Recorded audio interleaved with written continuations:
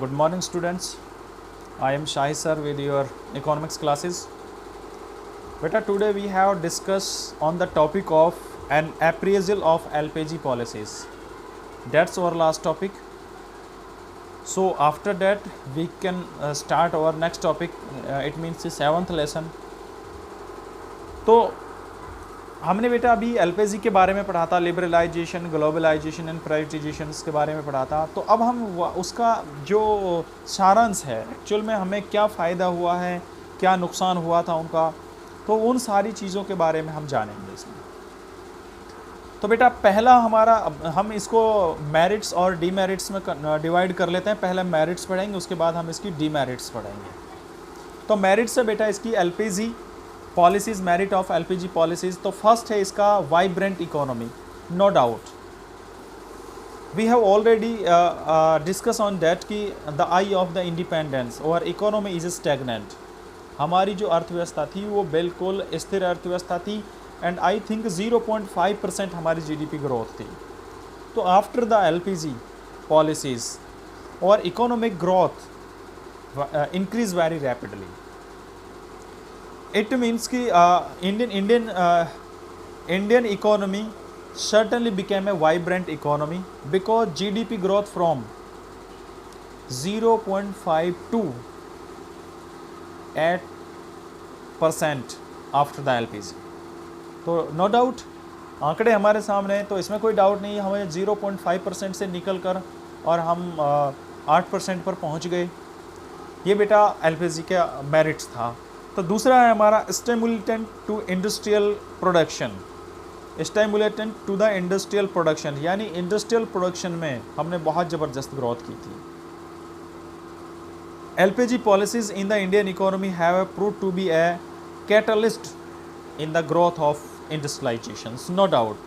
हमारा जो IT sector है उसने वर्ल्ड लेवल पर अपनी पहचान बनाई थी। बहुत अधिक मात्रा में, बहुत एडवांस था हमारा आईटी जो है, और वो किसके कारण पॉसिबल हुआ था? एलपीजी के कारण पॉसिबल हुआ था। एंड बेटा नेक्स्ट है हमारा ए चेक ऑफ फिस्कल डिफिसिट। हमने बिफोर नीड पढ़ा था, जब हमने ये पढ़ा था कि नीड क्यों हुई थी हमें एलपीजी की, तो उसमें हमने पढ़ा था कि हमारा फिस्कल डिफिसिट था बहुत ज़्यादा।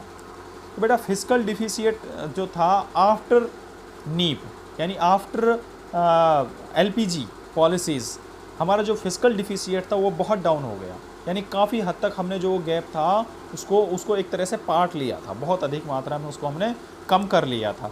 यानी after LPG it's reduce from 8.5% to 35%। यानी जहाँ बिफोर एलपीजी हमारा जो फिस्कल डिफिसिट था वो 8.5% था और उसको कम करके हमने 3.5% कर लिया। तो ये हमारा थर्ड मेरिट था एलपीजी का। एंड बेटा फोर्थ पॉइंट है ए चेक ऑन इन्फ्लेशंस। हमने ये भी पढ़ा था नीड में कि हमारा जो इन्फ्लेशन था वो बहुत तेज़ी के साथ ग्रोथ हो रहा था। इन्फ्लेशंस का मतलब ये था कि मॉनेटरी इन्फ्लेशन, यानी मुद्रास्फीति जिसे हम बोलते हैं, वो एक निश्चित मात्रा से बहुत अधिक तेज़ी के साथ जो कीमतें बढ़ रही थी वो बहुत ज़्यादा थी। और जब कीमतें बहुत ज़्यादा बढ़ती हैं तो जो हमारा एक पुअर सेक्शन होता है उसके लिए अपनी जो डेली लिविंग की थिंग्स हैं वो भी प्राप्त करना मुश्किल हो जाता है। तो उसको काफ़ी हद तक हमने कम कर लिया था। इन्फ्लेशन जो था हमारा उसको रोक लिया था हमने आफ्टर नीड, यानी न्यू इकोनॉमिक रिफॉर्म्स। और न्यू इकोनॉमिक रिफॉर्म्स में हमारी एलपीजी पॉलिसीज़ आती हैं, 3 पॉलिसीज़ हमने 1 बाय 1 उनका वर्णन किया था। तो बेटा पांचवा है हमारा पॉइंट है कंज्यूमर सॉवरेनिटी।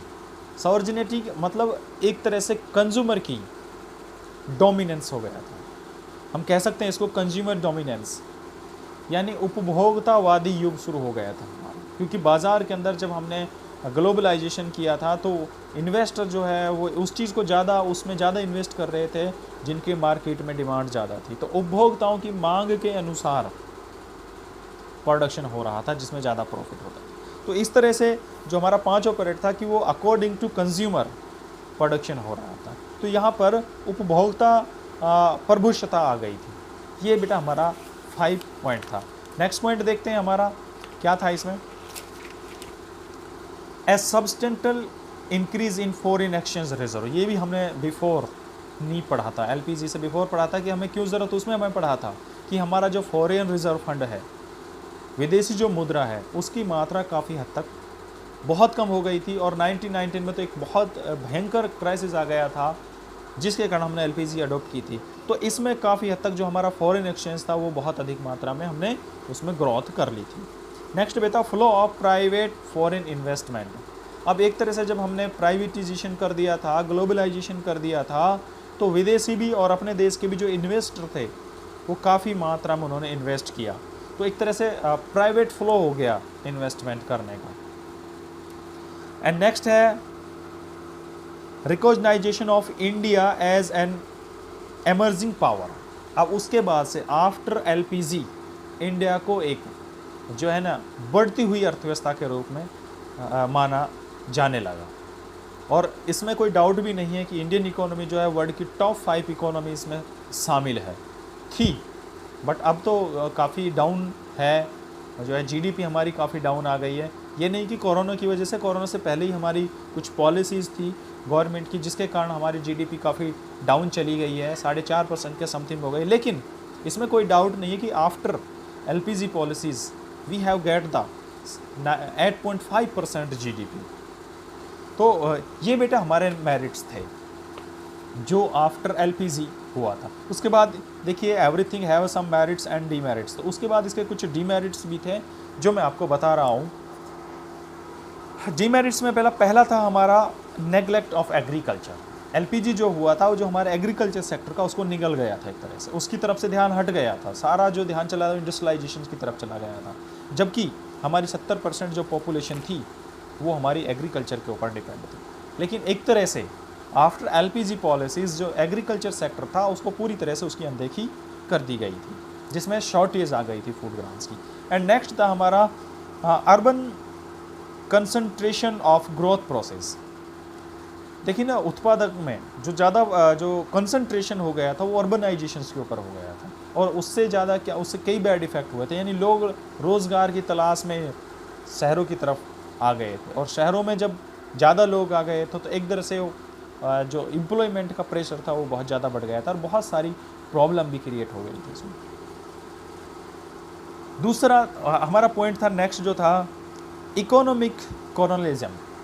इसमें कोई शक नहीं था, यानी अर्थशास्त्र उपनिवेशवाद। अंग्रेज़ों ने भी यही किया था कि उन्होंने हमारी अर्थव्यवस्था को उपनिवेशवादी अर्थव्यवस्था बना दिया था। एक्चुअल में उपनिवेशवाद अर्थव्यवस्था क्या होती है बेटा, मैं बता देता हूँ आपको, पॉइंट आ गया। तो उपनिवेश अर्थव्यवस्था का मतलब होता है कि जो हमारे फैक्टर ऑफ प्रोडक्शन होते हैं, जो उत्पादन के साधन होते हैं ना, उन पर किसी दूसरी कंट्री का अधिकार होता है, और वो अपने हिसाब से, अपने देश के हिसाब से उनका एक्सप्लॉयटेशन करता है। तो उसको यहाँ पर भी आफ्टर एलपीजी भी हमारा जो है कॉलोनलाइज्म हो गया था, क्योंकि हम पश्चिम जो सभ्यता थी उसको अडॉप्ट कर रहे थे, उन्हीं के अनुसार उन्हीं का फूड, उन्हीं का पहनना, उन्हीं के द्वारा बताई गई ज़्यादातर चीज़ों को हम फॉलो करने लग गए थे। दूसरा हमारा नेक्स्ट पॉइंट हमारा स्प्रेड ऑफ कंज्यूमरिज्म, यानी उपभोक्तावाद का फैलाव हो गया था। यानी जो हमारी बेसिक चीज़ें थी उनको छोड़कर सिर्फ उपभोक्तावाद, यानी जो चीज़ उपभोग करने के लिए थी, जो लग्जरी गुड्स थी, उनकी तरफ हम बढ़ गए।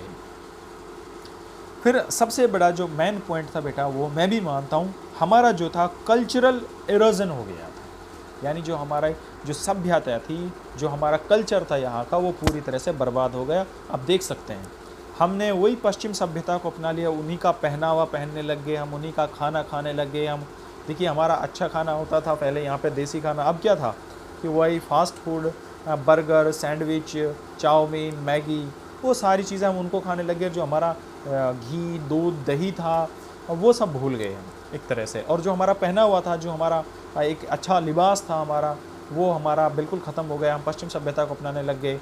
और दूसरा जो हमारी कम्युनिटी के अंदर जो रेस्पेक्ट होती थी, जो एक फैमिली होती थी पूरी, वो स्प्रेड हो गई और एक तरह से वो टूट गई। तो हमारा जो कल्चर था वो डिमोलाइज हो गया। तो बेटा ये हमारा आज का इस टॉपिक में था, और हमारा 6 लेसन फिनिश हो गया है। इसका मैं आपको PDF सेंड कर देता हूँ, और उसमें आप नोट डाउन कर लेना। आज की वीडियो में इतना ही। Thank you very much.